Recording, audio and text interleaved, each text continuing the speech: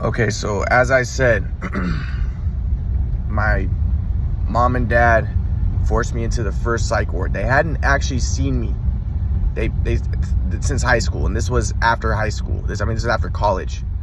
They saw me like maybe 3 times in college, a few times, but they forced me into the first psych ward because they wanted to make me take medicine, and they said they'll give me a place to stay if I take medicine. But then the doctor said Ryan has no mental illness. He has no personality or no mental illness. They examined me for a week. They kept me there for a week. After the week, he said he doesn't have anything. Then my mom was like, he tricked you. But the doctors told her, no, you can't trick a doctor. If somebody has a mental illness, he can't trick the doctor to make him think he doesn't have it. It's impossible. So they said, and that's what Ryan did. So he doesn't have a mental illness, if that's the case. We determined he doesn't have a mental illness, so he doesn't have one. But they said someone who doesn't have a mental illness can pretend he does have a mental illness, and he can trick a doctor that way, but he can't do it vice versa. If I had a mental illness, I wouldn't be able to trick him, he said. So, but my mom didn't believe me. She's like, oh, he tricked you. He didn't tell you about the quadrant model. Ah! What? Yeah. So then I get out of the psych ward. My mom's, like I said, I'm trying to talk to my mom. And my mom, I'm like, Mom, listen, the doctors, I don't have a mental illness. And she, oh, you fucking tricked them out. And that's when I start to realize, like, yes, I do raise my voice to my mom. Because that's one of the things that she says. She says, well, I won't talk to you. Even to this day, like, well, we're not going to see you because you, yeah. Oh, no, when I tried to talk to my uncle, and I said, can you talk to my dad to see if he can talk to me? And my uncle told me he talked to my dad, and he said, well, your dad said that when you talk to your mom, you yell at her. That's why he doesn't talk to you. But now I realize why that happens. Because when I'm trying to talk to my mom, she starts to cut me off, call me names. And sometimes I did yell at her in the past, yes. But I remember at this time, when I needed a place to stay, I'm trying to tell her, I'm like, Mom, listen. The doctor said I don't have mental illness. Yes, you fucking do! You tricked them, you're doing all that. And I'm like, trying to just stay calm. I fucking hate you, I hate your guts. And I'm like, I'm just trying to stay calm. Yeah, I'm just trying to stay calm. So then, yeah, and that's why I do that. That's why I do that. But then the second time, so then my mom was like, okay, well, I'm not going to give you a place to stay until you start taking medicine. So I was on the streets. So then finally, my mom forced me into the second psych ward, telling me if you talk to a doctor, but they wouldn't let me in the psych ward. So I had to tell them that I was suicidal to get into the psych ward. Then when I talked to the doctor, I tried to tell him, like, can you tell my mom that I'm not schizophrenic and all that? And at first she was like, okay, yeah, you don't have any mental illness. But then my mom blackmailed me, told me if I don't let her talk to him, then she is going to break my basketball videos, break my basketball DVDs. So she blackmailed me. So then she and my dad talked to her, and then talked to the doctor, and basically they had me take a shot. He was like, okay, well, we'll give you a shot. So he gave me a shot, but it was a long-acting injectable. But it doesn't start acting for 2 weeks. It doesn't start secreting.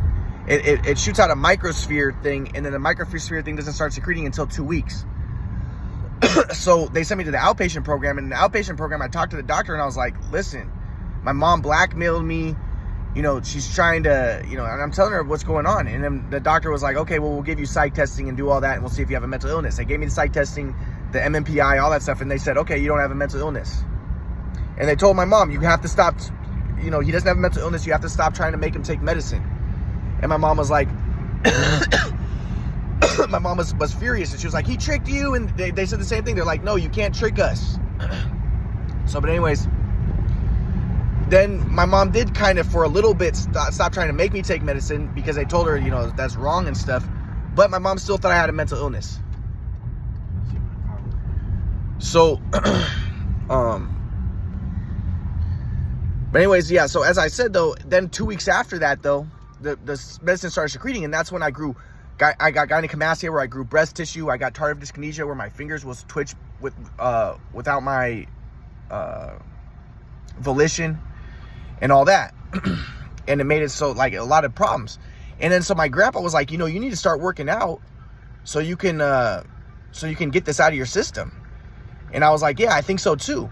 So but my mom gave me a second floor apartment, and I was like, and back then I was in really good shape, like, for people don't realize I was pretty, like, I was in very good shape back then. And then after this freaking, the medicine thing destroyed me. It really destroyed me. And I think gave me brain damage. Even the doctors say it gave me nerve damage and brain damage and all that stuff. And like I said, I ended up suing for $25,000. But at this time, I'm at the, you know, I needed to start working out, but my mom gave me a second floor apartment, and I can't work out because it makes noise for the people below me. So I say, you know, can you give me a first floor apartment?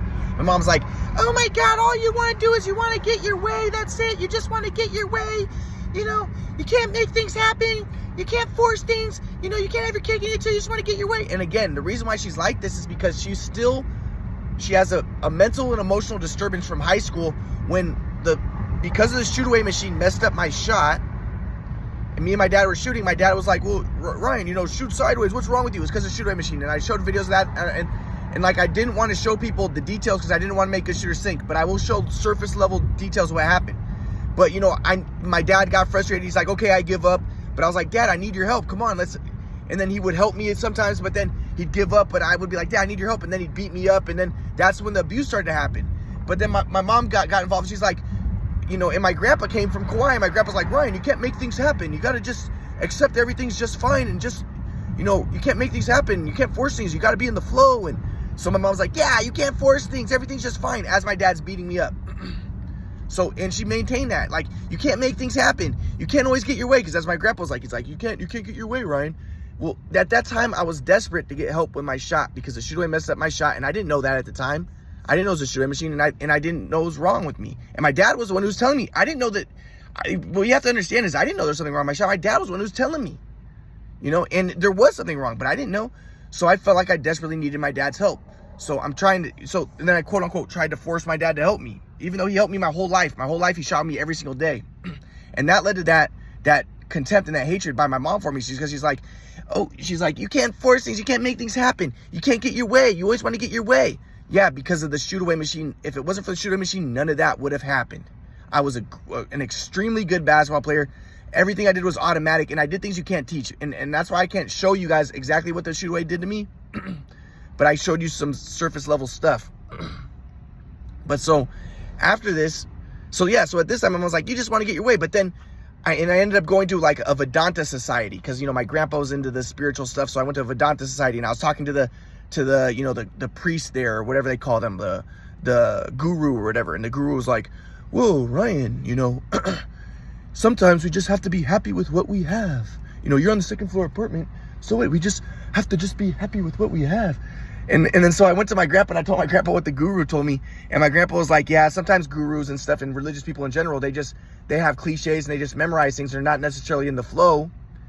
And they don't necessarily know what they're talking about. And it's not necessarily inspiration. They're just memorized. They just have things memorized. And that's why I always hated religion, because I was like, yeah, that's the way religious people are. And so my grandpa knew what he was talking about in a lot of ways. That's why I like my grandpa. But it's true. Like, that's why I hated religion, because I'm like, I thought religious people were like my mom, always blaming the victims and just being like, and that's why I was like a Marxist communist, because I'm like, yeah, what the fuck? Like, why do you have to accept negative stuff happening to you? Like, because the religious people are like, well, just accept it. You'll go to heaven, and you know, just be happy with what you have. And I'm like, no, if there's injustice, you gotta like, and even my grandpa admits that. He's like, yeah, if there's injustice, sometimes it's best to fight, and sometimes it's best to do that stuff. And that's what I liked about my grandpa. But so this time my grandpa was on my side. My grandpa's like, no, you should get a first floor apartment. Your mom should help you because you need to get this stuff out of your system. Like, this is really bad. So my mom ended up getting me a first floor apartment. So I got the first floor apartment, and at that time, yeah, but like I said, right before I got the first floor apartment, I was doing lunges, and I didn't warm up because I was on the second floor, and I tore a tendon behind my knee. And they're playing their music really loud and annoying, like, yeah. So, so I had a, so I hurt the tendon in the back of my knee. So I needed help from my dad again. And at that time, I was just going to go back into basketball. But at this time, I had a torn tendon in the back of my knee. I was messed up, and I felt like I needed my dad. My dad's a doctor. So I'm trying to call my mom. And again, like, she had me blocked most of the time. I could barely get in touch with her. But you know what? She hadn't seen me since high school, really. So I'm trying to say, can I get dad's help? And my mom's like, Oh my God, you need your dad? What are you, 23 years old? You don't need your dad. You just have a hamstring injury. Just get over it. Just do rehab, whatever. You don't need to talk to your dad. He's never going to talk to you again in your life. So I'm like, but I felt like I needed my dad. And I would just like to talk to my dad. And I wanted to talk to my dad about the shoot away. I want to show him stuff. I want to move on, but they won't move on. So I would try to tell my mom, the problems happen, and the reason you still act like this is because you're mad about high school, but it happened because of the shoot away. Oh my God, why are you talking about the past? Stop talking about the past. Get over the past. And I'm like, no, you're the one who's stuck in the past.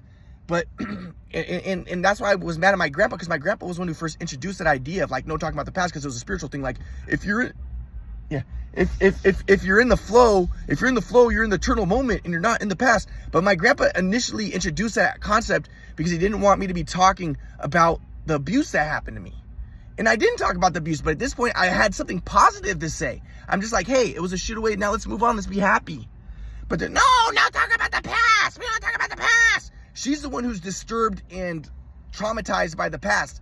I think we're all traumatized by what happened. I was abused, and it was because of the shoot away machine.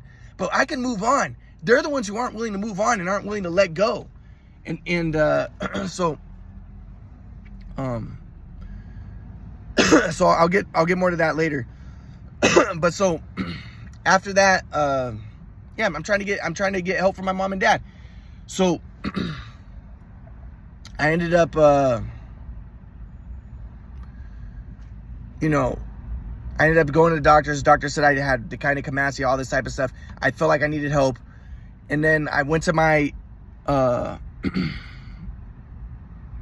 aunt's house, and I asked her, can you get in touch with my dad so I can talk to my dad? And my aunt was like, because my aunt was influenced by my grandpa and my mom too. My grandpa and mom told her, my mom told her, the reason why Ryan has schizophrenia is because he can't get over the past, and I didn't have schizophrenia.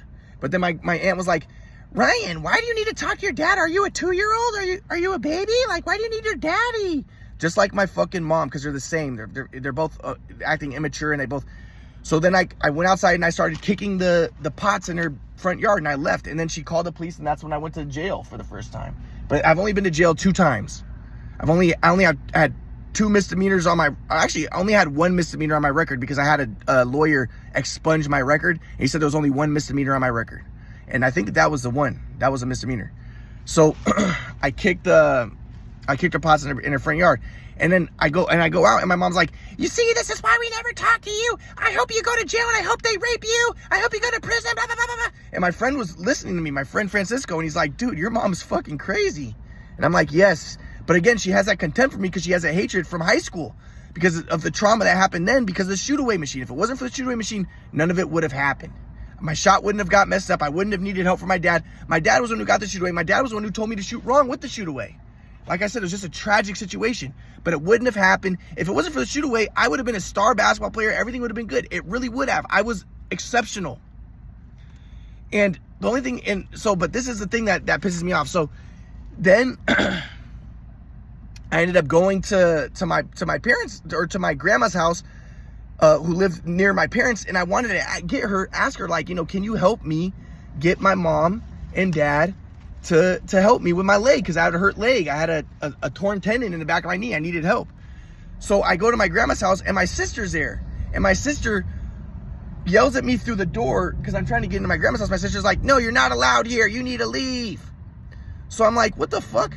I'm like, Leah, can I talk to grandma? And she's like, no, you need to leave. And then she goes up she walks up the stairs.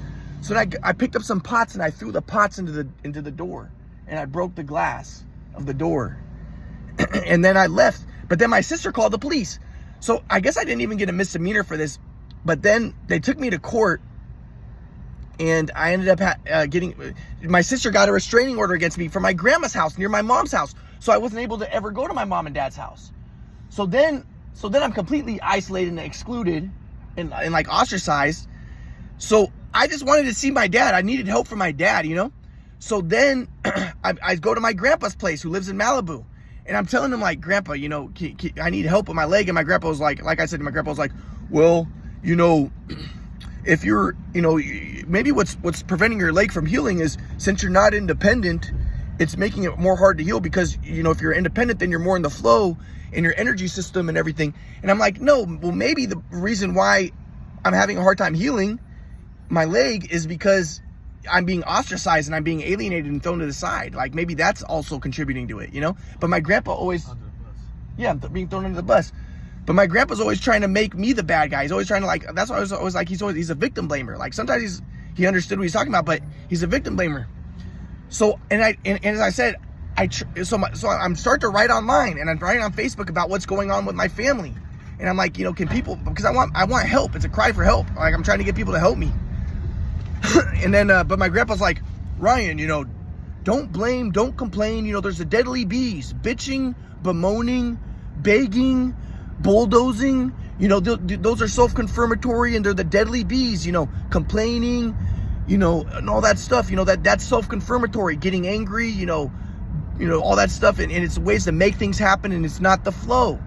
And again, this is why I was a communist. Like, not the whole reason. Like, I saw myself as Jewish and I was always a communist because I was like anti-white growing up.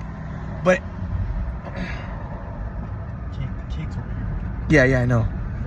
No, don't say anything. But yeah, so I was always like that. But, you know, this is why, because I was like, dude, this is that whole, like, religious thing of, yeah, just accept your lot and don't blame and don't complain. And I'm like, dude, I'm being mistreated. I want to blame and complain and I want to fix things. That's what communism was about. It was, like, Marx was like, don't just have theories, make changes. And I'm like, we need some changes. I need my family to stop ostracizing me, you know? So, but my grandpa's like, well, he's not helping me. He's like, yeah, just, you know, Ryan, just don't blame. Just go all out. Just don't make excuses. Just go all out and don't make excuses and don't blame, don't complain, don't make excuses. Just work your hardest and okay, that's all well and good and that sounds great. But you know what would really help me? If my family would just freaking talk to me and help me. If my dad was a doctor would look at my leg, which is hurt, you know? So that's what was going on at that time. And